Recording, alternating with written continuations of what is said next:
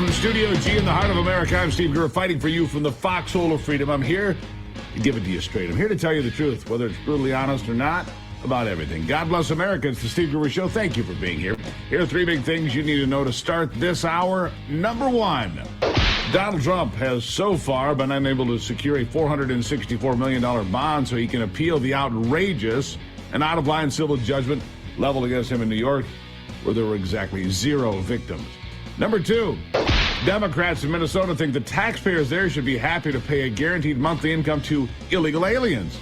I'm not so sure that has too many people thrilled. And number three, well, it seems the left wants to keep hammering on the word bloodbath. One they're historically very fond of, by the way. They love it. But now they want to pretend that former President Donald Trump is somehow threatening political violence by saying the U.S. auto industry will suffer a bloodbath if Joe Biden is somehow reelected. It is a despicable lie, and it has people like Joe Scarborough over at MSLSD so amped up, he started melting down on live TV Monday morning again.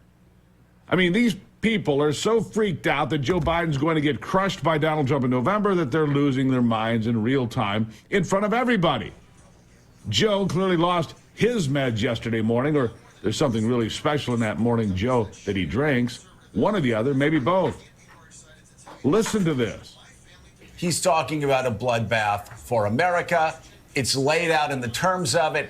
And these idiots on Twitter, these idiots on cable news, these idiots on Sunday shows going, well, President, he was talking only about the auto industry, and this is one more. It's just bull. Let me say that at 6:15 a.m. It's just bullshit. Knew what he was doing. We're not stupid. Americans aren't stupid. He was talking about a bloodbath. Sometimes a bloodbath means a bloodbath. And when he finishes by saying, and that's just going to be the least of it, seriously, these people may be stupid. We're not. Oh, yeah, Joey, you are. You just confirmed it. You're an absolutely stark raving mad moron. Of course, as we have discussed, the left is happy to use the word bloodbath and has too many times remembers when it suits their needs. Bloodbath has always been just fine. In fact, a preferred go-to comment. But now they see a chance to distort and blatantly lie about what President Trump was saying and try desperately to turn it into a political weapon against him. But let's remember, if we could, how the left has used the term bloodbath in recent years. In fact, let's focus on crazy Joe Scarborough just for a few moments, okay? Yeah, because here's Looney Joe with the riff over and over again. Listen to this.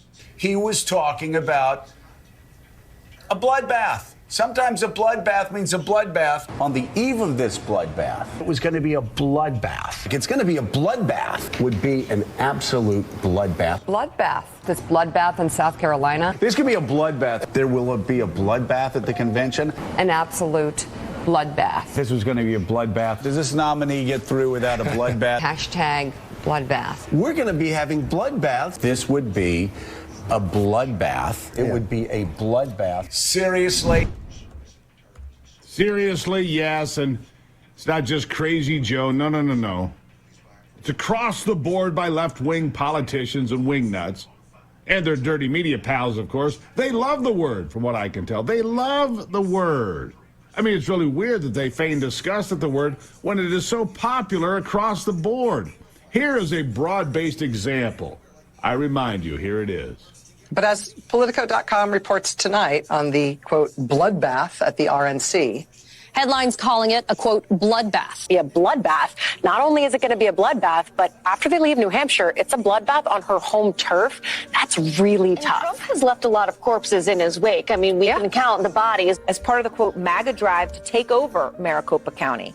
And the headline refers to it as an impending bloodbath. Columnist Charles Blow has a new piece for the New York Times entitled A Biden Bloodbath. 2018 midterms, you can bet that they 100% are fearing a slaughter. In fact, the word bloodbath bloodbath and massacre come up frequently. The Republican Party will be destroyed. It's going to be a bloodbath. There's going to be a bloodbath one way or the other. Bloodbath for Bernie Sanders. It's been a bloodbath there, shaping up to be a bloodbath. Head off a bloodbath in next year's crucial midterm. Off-year elections are often a bloodbath. This week's bloodbath for Democrats. A bloodbath at the ballot box.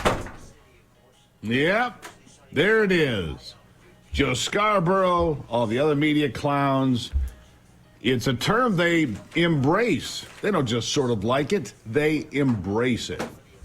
So let's talk about an actual bloodbath.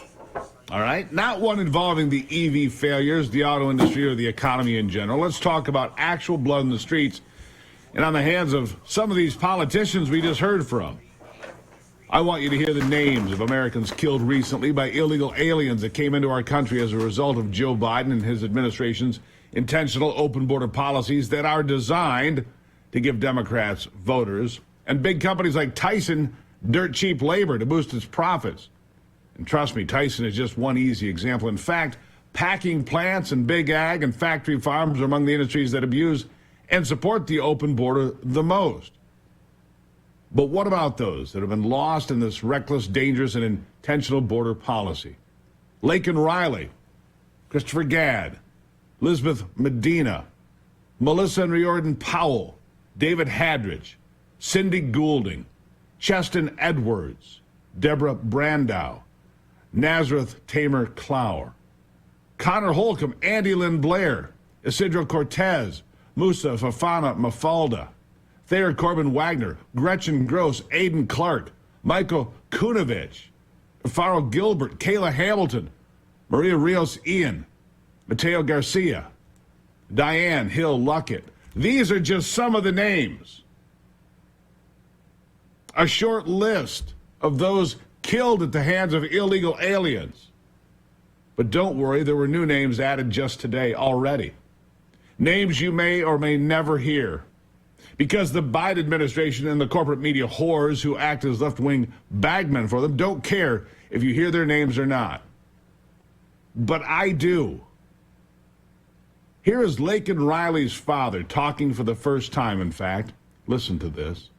We were looking forward to seeing her graduate next year. She was so full of life. I just hate that, she was taken so early. Police say Laken was murdered while jogging on the University of Georgia campus last month. I wake up every day thinking, that I can call her, and I can't. Police have charged 26-year-old Jose Antonio Ibarra with her murder. Ibarra, a Venezuelan citizen, entered the U.S. illegally in 2022, officials say. And despite an arrest in New York and a citation for shoplifting in Georgia, was never deported. Do you think a difference in immigration policy would have made a difference for Laken?